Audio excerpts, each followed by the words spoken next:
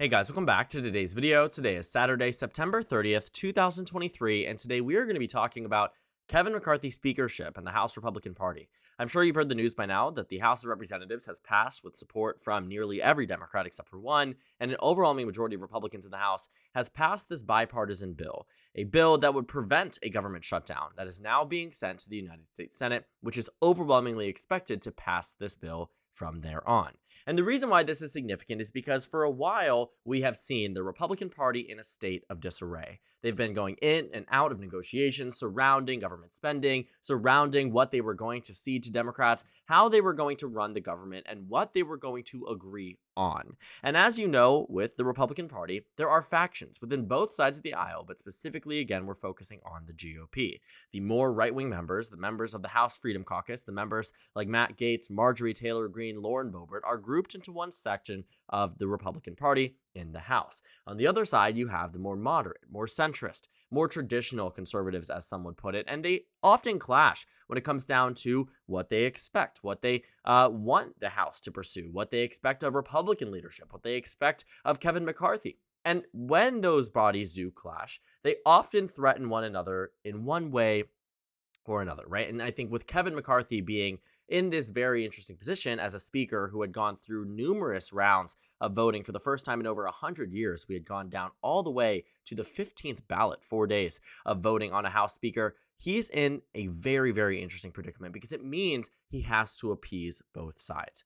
But you know what he didn't do this weekend? What he didn't do in the bill that passed just an hour and a half ago, 2 hours ago, is appease both sides of the Republican Party. He desperately needs to keep these Republicans happy, keep the members like Matt Gaetz happy because of this very interesting motion that exists in the House of Representatives. This motion to vacate, something that can be prompted by any member of the sitting House of Representatives and could put someone like Speaker Kevin McCarthy up for consideration of being removed from the speakership. Now, I don't think I have to tell you this, but Democrats probably aren't going to be super happy with Kevin McCarthy as Speaker and probably aren't happy with him right now. Roughly 212 of them voted for Hakeem Jeffries in the Speaker ballot consistently with only one iteration, and the 12th ballot that he did not receive 212. And the reason why that matters is because Hakeem Jeffries, the Democrats, are at a very good position when it comes down to their placement in the U.S. House. This isn't as if the Republican Party has a supermajority or even a substantial majority. Their majority is slim. It's as narrow as the Democrats had it from 2020 through 2022. And keeping that in mind, we see that the speakership for the House could very well be under consideration, reconsideration, given how many Democrats are actually in this position and how many few are probably going to actually cross over and bail out Kevin McCarthy. Now, this motion to vacate is equally interesting too, not only because Democrats have so much power in the House right now, but also because it wouldn't be put up forth by Democrats. We've been saying this, that, there could be a consideration with special elections or some type of scenario in which Democrats have the upper hand, but it rarely would ever come to fruition. In fact, probably would be near impossible given that Republicans have roughly a 5-seat majority. It's really difficult to see how that would happen. So to see it happen from the Republican side gives Democrats an opportunity to delegitimize someone like Kevin McCarthy, which would play into their points of campaigning, play into their points of governing, legislating. They would have an immediate benefit, both electorally and in terms of governance, to do this, to go against Kevin McCarthy and support the far right's motion that is expected to come soon of the motion to vacate Speaker McCarthy from the House of Representatives. Now, this is not something new. I haven't made a video on it because I didn't think that it was actually going to be this, soon, that the government was going to avoid a shutdown. I was expecting there to clock hit midnight, we would go into a government shutdown. That didn't happen this time around because they passed this bill. But it is true that the speakership is absolutely in peril. I think that is the best way to describe it. And the reason why I think in peril is the right word is because there is a strong possibility that someone like Matt Gaetz, who has said, and everyone knows on the record practically, is holding someone like McCarthy hostage in numerous, in numerous circumstances, have these Republicans held Kevin McCarthy hostage, most recently, and I think most notably, the impeachment inquiry, where the far-right members of the House said, we will motion to vacate if you do not launch this impeachment inquiry. As a result, he says, okay, I will launch the impeachment inquiry, except this time, he folded. And I think that's why many Republicans are really, really upset, because what they see is that this government shutdown was meant to happen because Republicans were saying it's my way or the highway, but not necessarily all Republicans. We know that because of this House speakership vote. The vote here was pretty substantial in favor of, passing this bill. Roughly 330 members of the House voted to pass. 90 Republicans said no. 1 Democrat said no, surprisingly enough, but weird things happen in politics. But that 90, again, I could very well imagine, if enraged, if angered enough, as they probably are in this exact moment, could push for that motion to vacate, a push that we've known about for quite some time, that Kevin McCarthy says, bring it on, right? Go ahead and try. Go ahead and try to remove me for trying to avoid a government shutdown. Now, Democrats won't exactly look the most amazing by voting to remove Kevin McCarthy, but no one expects them to be on his side either. And based off of where we are in terms of the playbook, where we are in terms of expectations, generally speaking, Nancy Pelosi and Hakeem Jeffries have told House Democrats, hold off on trying to, bail out Kevin McCarthy. Hold off on trying to keep him as House Speaker, even if it would be slightly more advantageous for how the House governs, for how the House continues to serve as this institution for the American people. Because I think Democrats see this as an opportunity to have Republicans fight against each other. There are a lot of opportunities here for Democrats to spin this potential government shutdown even further and make it more beneficial for themselves because House Republicans are in power. But the speakership for Kevin McCarthy is anything but a safe thing. Kevin McCarthy is not in a position where he can rely on an overwhelming majority. There are enough Republicans here and Democrats to vacate him as Speaker.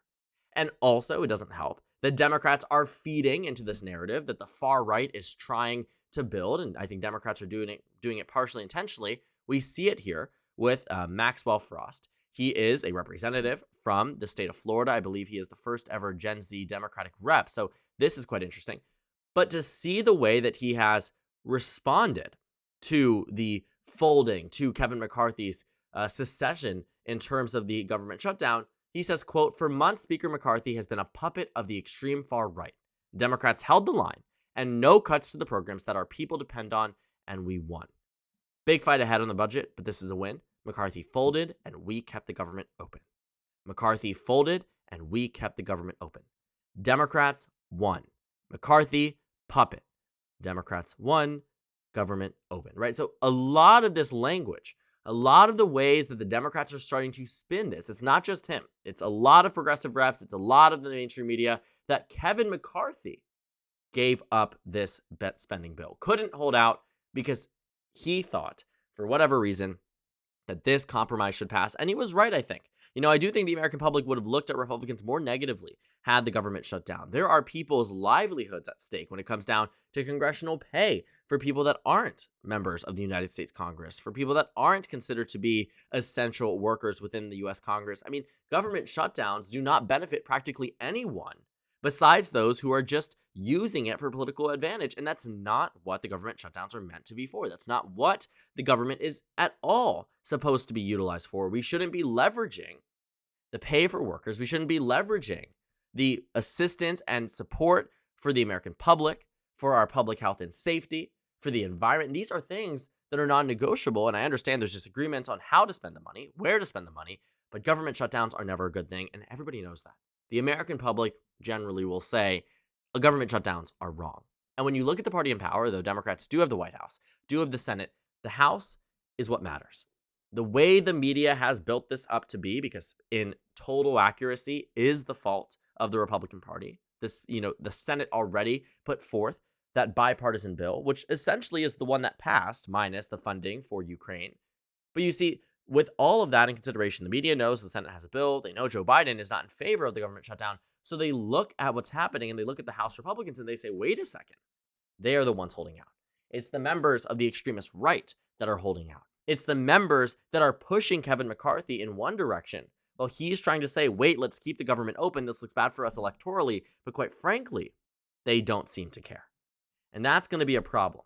And now there's already conversation beyond the motion to vacate. And I will caution this in saying that I do not believe the motion to vacate will be a successful motion to vacate or maybe it will be successful, and I'm using air quotes here, and then he's reinstated as Speaker. Generally speaking, though, I think Kevin McCarthy is going to be okay. At least he won't lose the speakership immediately. It's possible he does so in the future because of something like this, combined with other factors. But at the same time, it is a testament to show how Republicans are so disconnected, so far removed from one another, and how both factions of the party seem to find themselves with fundamental disagreements about some of the most important things in American politics, and in this case, that being the budget. With Democrats jumping in on this too, making Kevin McCarthy out to be, in a way, the enemy of Democrats, but the hero in this situation, saying that he folded not necessarily in a positive connotation type of hero, but more so to say that, we pressured him and we won. Even though he's the Republican House Speaker, he listened to our concerns because he also needed Democratic votes. Without the Democratic Party, this bill simply would not have passed. Again, 90 Republicans voted against the bill. Keep in mind that Republicans could only afford to lose 5 of their votes, but under this circumstance, it required 2/3, which means that these 90 Republicans genuinely posed a threat at preventing the government from staying open.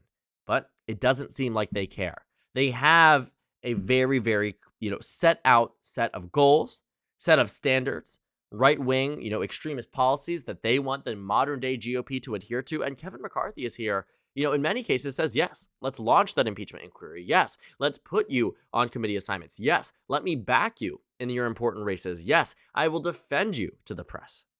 But when it comes down to keeping the government open, when it comes down to these pretty important situations, McCarthy doesn't always listen to them.